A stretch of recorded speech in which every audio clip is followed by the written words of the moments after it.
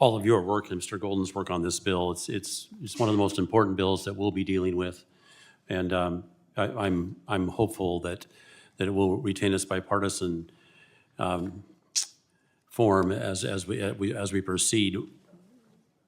And as I was reviewing this bill last night, I was struck by how much care has been taken in attempting to address really, really difficult issues and the balance between environment on the one hand and our activity as a society, activities as a society on the other. And I think you've done a really, really good job in this space. I am struck by all of us, and Mr. Meganizer's remarks a few minutes ago about affordability. And if there's one common theme, it's that we've got to make things more affordable. We have to. And there's lots of other things going on in this space. But one thing that we all know, we have to do a better job of delivering things that drive down cost faster, more effectively, and in a more balanced way. And I just want to call out a few things. I'm going to call out higher utility bills. And I would just say that there is a power line that's being built across my district, the B2H power line. 19 years to get this power line started. 19 years. At least 7 of those years were driven by delays in NEPA.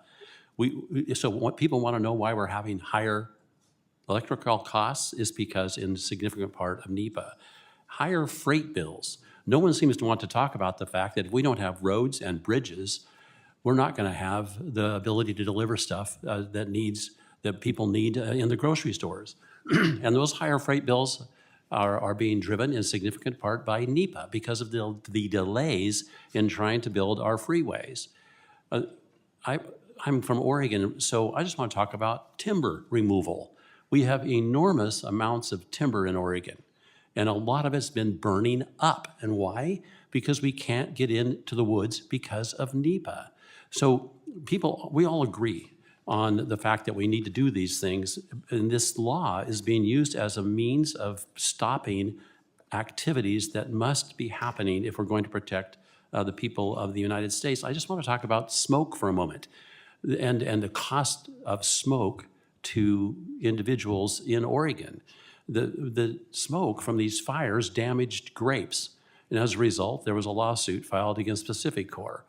Pacific Corp then settled a lawsuit with the vineyards for $125 million. Now, the hope would be that that wouldn't be passed on just to the consumer, but I'm going to guess that in one way or another, it will make its way back to the consumer, to the ratepayer.